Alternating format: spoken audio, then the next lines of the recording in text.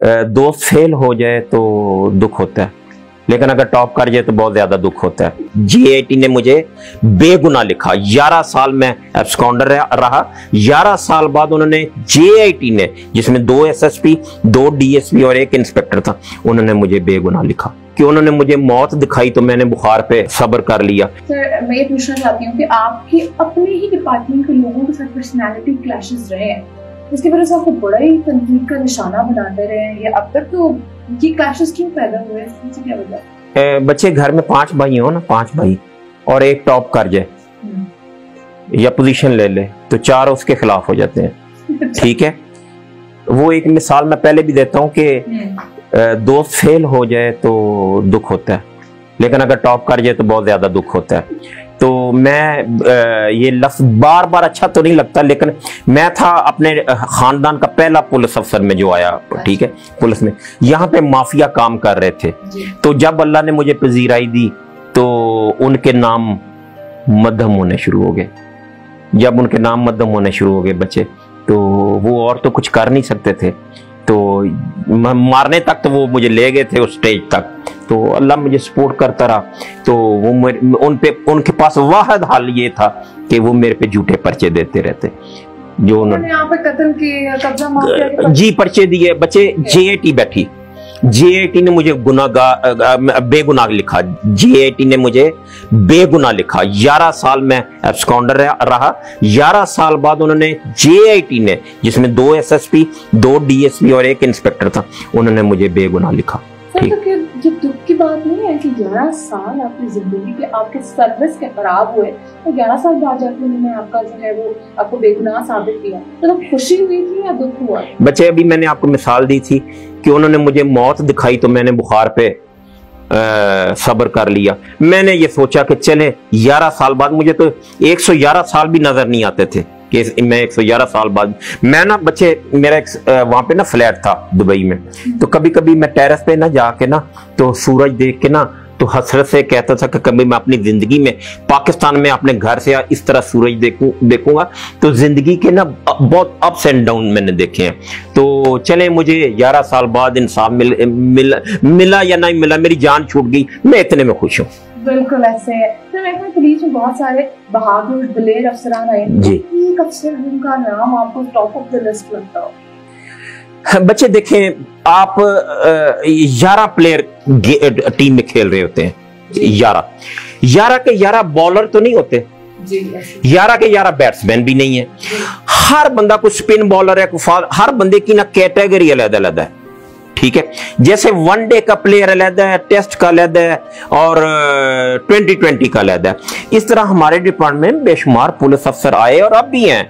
ठीक है, तो अब तासर क्या है, जिसने सबसे ज्यादा बंदे मारे शायद वो बहुत आउट क्लास है, ऐसा नहीं है। बड़े बड़े काबिल तफ्तीश, जैसे मैं अब नाम लेता हूं गुलाम मोहम्मद कलियार साहब का, अहमद खान चदर साहब का, गुल असगर साहब, साई साहब और बेशुमार और पुलिस अफसर हैं जो कि एक नायाब हमारे महकमे के हीरो और हीरे थे और हैं। तो वो हर चीज की अपनी अपनी क्वालिटी। अब पुलिस वर्किंग पे वो कंट्रोल पुलिस वालों का वो नहीं है जो उस वक्त हुआ करता था। बिल्कुल ऐसे। तो पुलिस के बहादुर और दलेर अफसरान का नाम आए तो एक नाम हम लोग सुनते हैं, एसएसपी चौधरी असलम साहब, जो शहीद हैं, अल्लाह उनको जन्नत नसीब करे। आप उनके बारे में बस मैं कभी भी जिंदगी में, मुझसे पहले भी किसी ने ये क्वेश्चन किया, हर बंदा अपनी फील्ड में चले कहेंगे, लेकिन चौधरी असलम का एक अलग ही मुकाम है।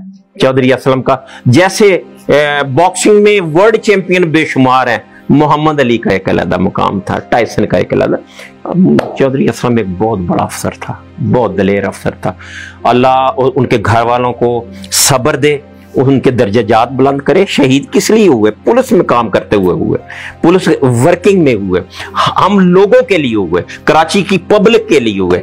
लेकिन मुझे एक अपील करनी, अगर आपकी इजाजत हो तो मुझे गवर्नमेंट से अपील है, कोई भी साहिब इक्तदार या साहिब फैसला आदमी जो मेरी ये बात सुन रहा हो, चौधरी असलम साहब आप लोगों के लिए हमारे लिए शहीद हुए, तो खुदारा उनके घर वालों को तनहा ना छोड़िएगा।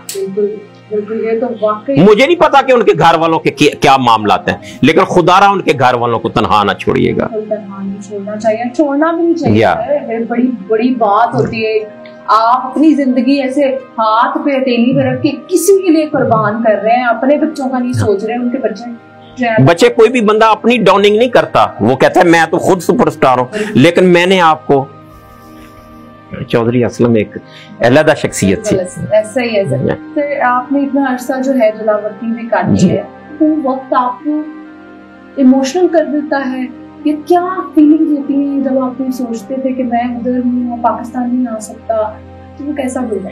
बच्चे वो ना इंसान फाइनेंशियली मुझे प्रॉब्लम नहीं थी, कभी भी नहीं रही।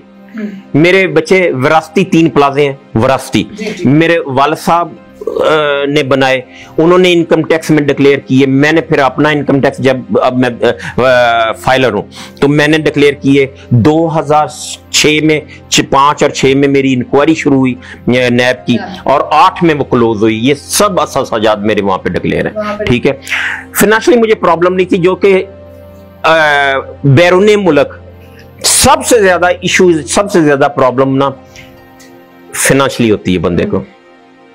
लेकिन रात को ना कभी फोन रात को घर से आता था तो सबसे पहले मैं पूछता था अबू ठीक है।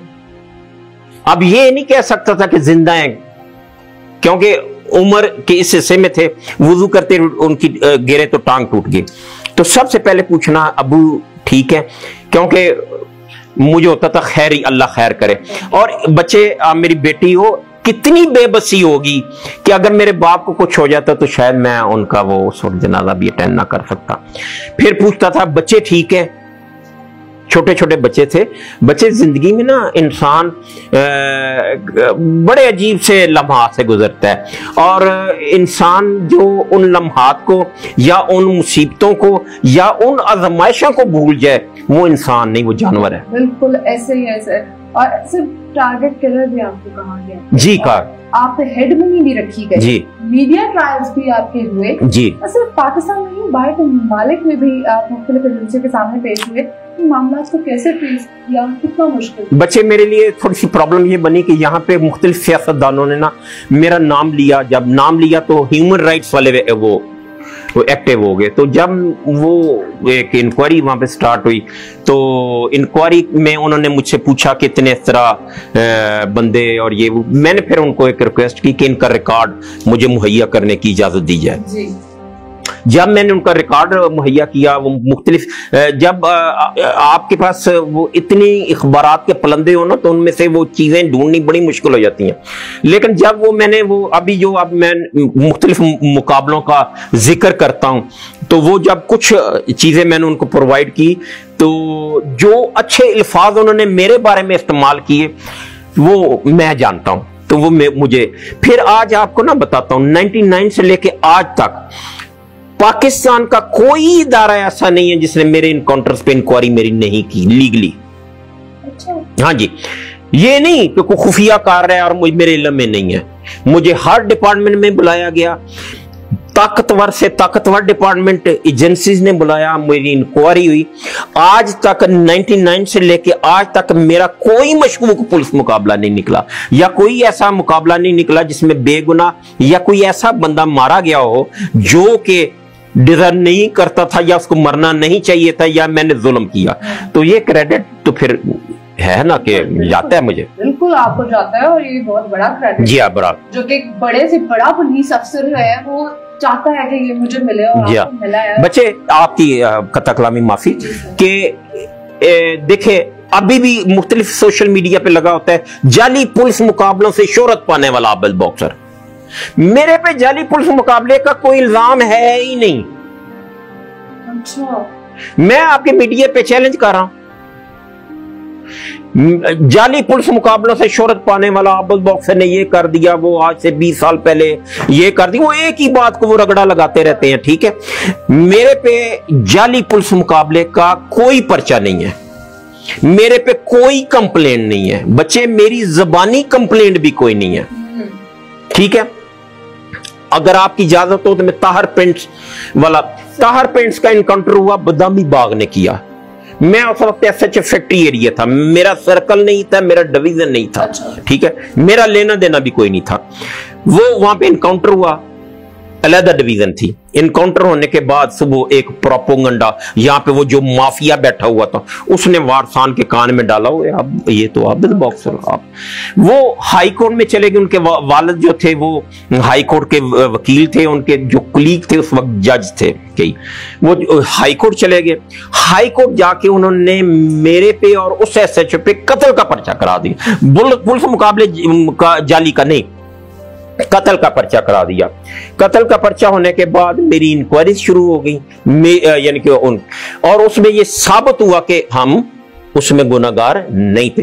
गुलाम मोहम्मद कलियार जैसा ज़हीन, ईमानदार और सख्त गिर अफसरों ने वो पर्चा खारिज किया। पुलिस मुकाबले का पर्चा चलान हुआ। इसके बाद हाई कोर्ट के हुक्म से हमारी जुडिशियल इंक्वायरी हुई, जो कि उनके हक में हुई। हमारी स्पेशल ब्रांच और मुख्तलिफ असास इदारों ने इंक्वायरी की और वो इंक्वायरी करके हमारे हक में की और वो पर्चा खारिज हुआ। ये एक वो भी ये नहीं कहते कि मैंने वो पुलिस मुकाबला असली साबित हुआ। इब्रार रिजवी का उसमें मेरा लेना देना कोई नहीं था, तो मेरे पे इसके अलावा जो है कोई एलिगेशन नहीं है पुलिस मुकाबले का जाली। लेकिन वो मीडिया देखता हूं तो जाली पुलिस मुकाबलों से शोहरत पाने वाला आबिद बॉक्सर। अच्छा सर, ये कोई असर छोड़ता है आपके ऊपर? मतलब कोई आपको लगता है कि ये वाकई जो है वो इल्जाम जो लगा रहे हैं आपको बुरा लगता है? बच्चे बुरा इसलिए लगते हैं कि आज से पहले मेरे बच्चे छोटे थे। ठीक है, तो मुझे इतना फर्क नहीं पड़ता था। ठीक है, लेकिन अब मैं कहता हूं कम अज कम मैं तो बार बार कह रहा हूं गुनाहगार आदमी हूं भाई, और मैं ये फखर से नहीं कह रहा या मैं कोई अपनी सीवी पेश नहीं कर रहा कि भाई इसमें लिख लो कि मैं गुनाहगार हूं। मैं मुझसे 50 गलती, लेकिन मैंने जब अल्लाह से माफी मांगी और अल्लाह ने ज़ाहिरी तौर पे मुझे माफ किया, ज़ाहिरी तौर पे जो आसार नजर आते हैं, तो पब्लिक को भी चाहिए कि कोई एक आध गलती अगर हुई है तो फिर माफी दे दे। सर बिल्कुल, माफी तो हर बंदे को मांगनी चाहिए, लेकिन आपने जो किया है वैसे इसकी इतनी बड़ी सजा तो नहीं देनी चाहिए कि इतना बुरा थंबनेल लगाया जाए या ये गलत किया जाए कि किसी के ऊपर, आप किसी को जानते नहीं हो, उसकी पर्सनली जो उन्होंने किया है पर्दे के पीछे आपके माओ बहनों के लिए आप उनके ऊपर इल्जाम लगाएं, ये बहुत बड़ा आपका पॉइंट है जिसमें आप मुजरिम साबित होते हैं, सर नहीं होते। नहीं, मैं अगर आपका हो तो मैं एक मैसेज दे दूं। ये मैसेज आप मुझे मीडिया की वसातत से, मैं इंटरव्यू देने से आजकल गरेज करता हूं, लेकिन चूंकि एक हसन निसार, एक टाइसन मीडिया में एक नाम है जिसे हम इंस्पायर हैं, जिनसे, उनकी पर्सनैलिटी से, उनके नॉलेज से, तो मैं बेबस हो गया जब मुझे पता चला कि इंटरव्यू उनके चैनल के लिए, तो मैं ये इंटरव्यू दे रहा हूं। मैं सिर्फ आपसे पूछता हूं, मैं आप लोगों से पूछता हूं, 5 नमाजें फर्ज हैं, 4 मैं पढ़ता हूं, 5वीं मुझसे मिस हो जाती है या मैं नहीं पढ़ सकता, है गुनाह, लेकिन 4 का सवाब तो नहीं चला जाएगा। मैंने जिंदगी में बार बार, अच्छा नहीं लगता लेकिन मैं बार बार माफी मांगता रहूंगा आप लोगों से भी, जो मेरे से कोई गलती हुई है, मैं अपने अल्लाह से भी। तो मेरी है कि अब मुझे, अगर मैं माफी मांग रहा हूं बार बार, कोई गलती जो बहुत पुरानी है, तो मुझे माफी मिलनी चाहिए। सिर्फ अपना मीडिया चैनल चलाने के लिए सिर्फ उस बात को हाईलाइट नहीं करना चाहिए। मैंने अपनी माओ के जिनके बच्चे मरे हुए थे, उन बहनों के जिनके भाई कत्ल हुए थे, वो बाप बुढ़ापे में जो आज भी मेहनत कर रहे हैं और जिनके जवान बच्चे इन लोगों ने मार दिए, मेरे हाथों वो मारे गए। अब एक और तासर ये दिया जाता है कि मेरे पास गाड़ियां हैं, मेरे पास गार्ड्स हैं, और उसको वो नाम दे देते हैं कि शायद ये एक बदमाशी का आंसर है। मैं आपसे लोगों से पूछता हूं, आपसे पूछता हूं, और बड़े आजाना और अपना हक समझ के पूछता हूं, 99 के बाद वो तमाम नामवर पुलिस अफसर जिन्होंने आपके लिए अपनी जानों का नजराना दे दिया, वो चुन चुन के मार दिए गए, क्योंकि पुलिस डिपार्टमेंट ने उनसे सिक्योरिटी वापस ले ली थी। वो डीआईजी ऑफिस के बाहर रोते थे जब लोग पुलिस अफसर पेश होने आते थे, तो वो डीएसपी साहब जिनका नाम तारक, वो शहीद है, वो वहां पे खड़े होते थे 2-3 घंटे, तो उनको टाइम नहीं मिलता था। तो वो जो कुलीक हुआ करते थे ना इर्द गिर्द, उनको कहते थे खुदारा अपने बच्चों का ख्याल रखना, मेरा हशर देख लो, मेरे गार्ड वापस ले लिए। और उनको बेदर्दी से शहीद कर दिया गया। और उससे बड़ा जुल्म यह किया गया कि उनकी शहादत का कुछ नहीं बना। मुल्जमान नामजद जो हुए वो बाद में बरी हो गए। अगर मैं अफोर्ड करता हूं लीगली गनमैन रखना, अगर मैं अफोर्ड करता हूं अच्छी गाड़ी मुझे मेरे अल्लाह ने दी हुई है, तो ये तो यार हक मेरा जो है ना वो मुझे देना, इसको क्रिटिसाइज ना करें। मुझे मेरी सिक्योरिटी मिलनी चाहिए जो मैं अरेंज खुद करता हूं। मुझे मेरे बच्चों की हिफाजत करने का हक है जैसे मैं लोगों के लिए करता रहा हूं। तो प्लीज मेरा प्रोपेगेंडा, अब आपने मुझे एक इंस्पेक्टर ने, सीआईए के एक इंस्पेक्टर ने मेरा नाम टारगेट किलरों में डलवा दिया। 1 साल पहले डलवा दिया, हाँ टारगेट किलरों में, और नीचे लिख दिया कि ये इसने 4-5 टारगेट किलर रखे हुए हैं और ये उजरत पे उनसे वो काम करवाता है। मैं हाई कोर्ट चला गया, हाई कोर्ट ने जब पूछा तो आए बाएं शाएं कोई जवाब नहीं था। मैं आज आपसे पूछता हूं कि एक इंस्पेक्टर इतना पावरफुल हो गया कि उसने मेरा नाम टारगेट किलरों में डलवा के आईजी सिरदार से रिकमेंड करवा दिया। ठीक है, मुझे ये बात बताएं कि मैंने 25 लाख रुपया खर्च करके एक टॉप क्लास इश्तिहारी की इंफॉर्मेशन एक इंस्पेक्टर को दी। मैं साहिब हसीयत हूं, मुझे अल्लाह ने सब कुछ दिया है, तो क्या मैं छोटे छोटे पैसों के लिए ये क्राइम कर रहा हूं? खुदारा कुछ ख्याल करो। मैं आज अपना वकूआ एक, अगर आपके पास टाइम हो तो, मैं 93-4 में मेरा अरूज बनना शुरू हो गया, तो मैं जेल रोड पे जा रहा था, तो ड्राइव लाइन एक शोरूम था, तो वहां पे मैं रुका। उस वक्त क्रूजर डबल कैबिन, अल्लाह ने मुझे पैसे दिए हुए थे, मैं अफोर्ड करता था। तो जब मैं वो गनमैन उतरे तो साथ ना एक डीएसपी अनीस खान साहब फौत हो गए, वो बड़े नामवर डीएसपी थे, कृष्ण नगर रहते थे। तो उन्होंने ना अपने आदली को बुलाया कि वो इसको बुला के लाओ। मैं गया तो उन्होंने कहा जी डीएसपी साहब लाते हैं। तो मुझे कहते हैं आबल बॉक्सर, जिंदगी में याद रखना, ये जो बंदूकें उठा के तुम्हारे पीछे बैठे हुए इन्होंने तुझे कड़ी लगा के पेश करना है, क्योंकि शोहरत का और नाम की कीमत अदा करना पड़ती है। मैंने बहुत कीमत अदा की है। तो खुदारा ये ना करें कि सिर्फ लाइकिंग डिसलाइकिंग पे, या कोई मेरा कोई बयान अच्छा नहीं लगा तो आपने मुझे टारगेट किलरों में डाल दिया है। आप कभी किसी लिस्ट में डाल देते हैं, कभी किसी लिस्ट में डाल देते हैं। ये वक्त सब पे आना है, ये सब पे आना है। तो मैं सिर्फ इतनी इल्तिजा कर सकता हूँ सीनियर अफसरान पे, आलाकार प्लीज ना बने। छोटे ये छोटे रैंक के अपना अफसरान है, ये छोटा रैंक मैं तंजिया नहीं कह रहा, लेकिन मैं बड़े रैंक वालों को रिक्वेस्ट कर रहा हूँ कि खुदारा ये मेहरबानी करें। Thank you. और सर हम खुद आपसे माजूद करते हैं। नहीं बच्चे, नहीं बच्चे, नहीं है, लिस्ट है, 1 साल पहले की लिस्ट है बच्चे। नहीं बच्चे, 1 साल पहले की लिस्ट है। हाँ, हाई कोर्ट में गई, टारगेट किलर हूँ, शर्म ही नहीं आती। लेकिन चले कोई बात नहीं। सर वही बात आ गई ना कि अल्लाह पाक के आप पे रहमत, जी अल्लाह की रहमत है, वो आपको हर जगह से जो है वो जी बाइज्जत कर रहे हैं। सर कोई ऐसी शख्सियत जिससे आप इंस्पायर हैं हसन साहब के अलावा? बच्चे देखें, हर फील्ड का ना, हर फील्ड में हसन निसार अलग है। ठीक है, तो स्पोर्ट्स में अलग है, सियासत में अलग है, सहाफत में अलग है। तो जो अच्छे हैं उन सबसे मैं इंस्पायर हूँ।